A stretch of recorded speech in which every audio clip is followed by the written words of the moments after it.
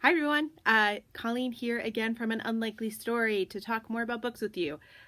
Today I decided that I'm going to recommend three of my favorite young adult fantasy books. If you follow me on Instagram, you will see that I have been posting what I've been reading since the store shut down, and it's been a lot of young adult, which is a comfort type genre for me, so that's why I've been picking it up. But I do realize that I need to diversify that, so I will be reading some other books that aren't young adult, but I figured why not recommend some of my favorite ones so that you can join in on the fun with me.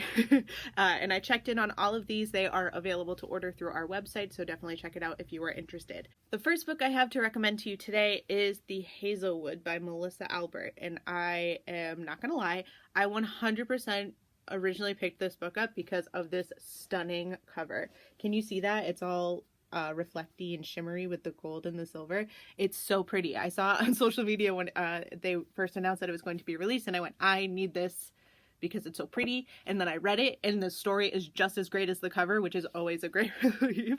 But this is a really cool modern day dark fairy tale story. It tells the story about 17-year-old Alice, who has only known life as on the road with her mom, Ella. She does have other family. She only knows about her grandmother, who's Ella's mom, who they haven't spoken to in years. Her grandmother is known for writing these fairy tales that take place in the hinterland, so they're dark, grim fairy tale type stories, and that's what she's famous for, but she doesn't know anything else about her grandmother because her mom doesn't like to talk about her. And then suddenly, her mom goes missing, and she's led to believe that it is a character from one of her grandmother's fairy tales that took her mother. And so Alice decides, well, maybe in order to find my mom, I need to go find my grandmother because she might have the keys to this puzzle in order for me to find her. It's cool too because Melissa, the author, decided to include some of the stories that Alice's grandmother wrote into the book. So they have the different dark fairy tales that make their way into the story of Alice. So it's super cool, really unsettling. You'll kind of be looking behind your back as you're reading it, and you might have to sleep with the light on for a few days. But totally worth it. And if you like it, or if you've read this and are looking for more, there is a sequel called The Night Country that just came out a few months ago, just as good as the first one, and the cover is just as stunning as the first one. So definitely check it out, and I hope you enjoy it.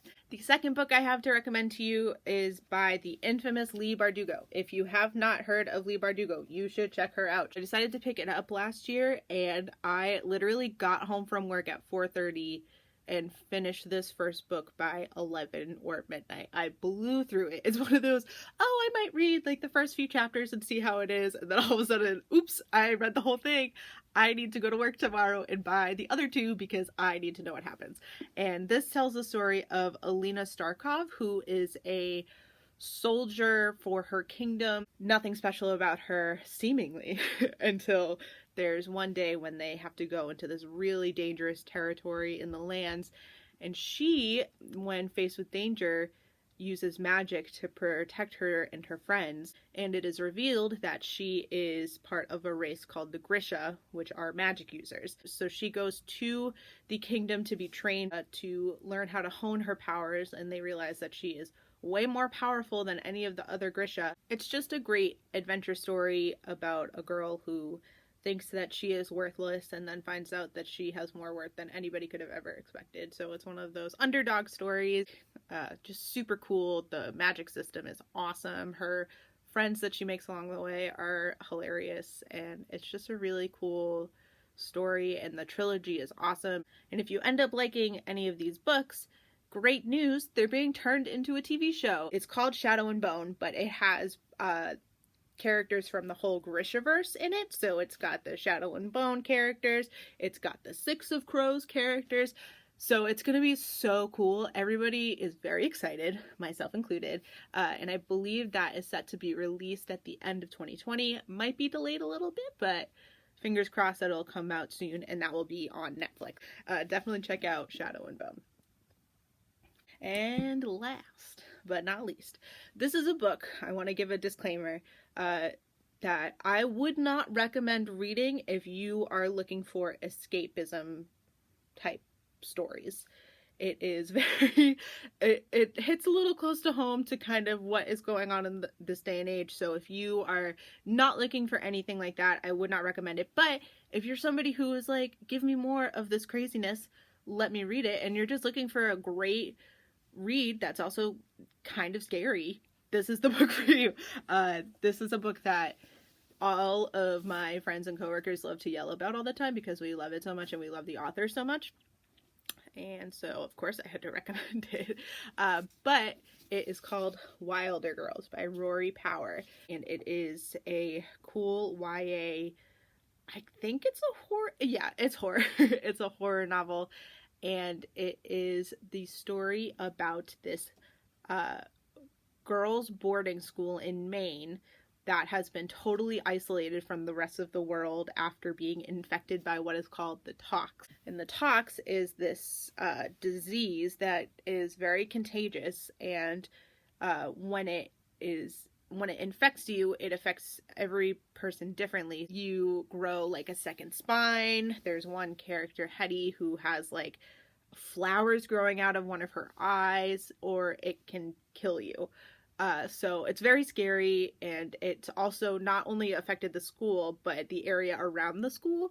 So there are like giant mutant bears and animals and squirrels and birds. And the story of Wilder Girls revolves around Hetty, who kind of recounts the time before the talks and the slow transition into what it has become now, and how it's kind of a sense of normalcy of just do what you need to do to survive. And there's kind of that numbness where there's still fear, but they're so used to feeling that fear that it's just kind of their new normal, so they just need to do what they need to do. Things start to go a little crazy for Hetty, though, when her best friend Byatt suddenly goes missing. All of the administrators in the school are saying that the tox essentially got her, and that she passed away. But none of that is adding up correctly to Hetty, and it's starting to feel like something strange is afoot, and that her friend is alive and just isn't at Raxter. So then her and her other friend Reese have to work together to kind of uncover that mystery and find out what happened to their best friend. It's so cool. Rory's writing is amazing, so just 10 out of 10. If you read or have read Wilder Girls, Rory has her new book, Burn Our Bodies Down, coming out in July. I think it's still July. I don't know if it's going to get pushed back at all. But you gotta read that one too, because it's really good, fam. So definitely check it out. I blew through all 3 of these books within a few days. Shadow and Bone was one day, but for the most part, the other ones I went through pretty quickly. They're all really great page turners where you just need to know what happens next. So definitely would recommend these ones. Like I said, they're available to order through our website, or if you have any questions, feel free to give us a call about any of them. And yeah, that is all I have for YA fantasy right now. Like I said, there are a million other books, so if you would like any other recommendations, feel free to comment down below, and I will try to keep tabs on that. Feel free to comment down below what you are reading. I could always use more recommendations because apparently I can never have enough books. It's okay. You should see my bedroom, which is my to-be-read pile. It's bananas. Alright guys, have a great rest of your day, have a great rest of your week, and happy reading. I feel like I should just redo it. Nope. I'm gonna take a sip of coffee. It's coffee. Ugh. Right, I'll go up the front door. Thank you. Living with your family is so fun, right, guys? I'm very bad at transitions. So, love that.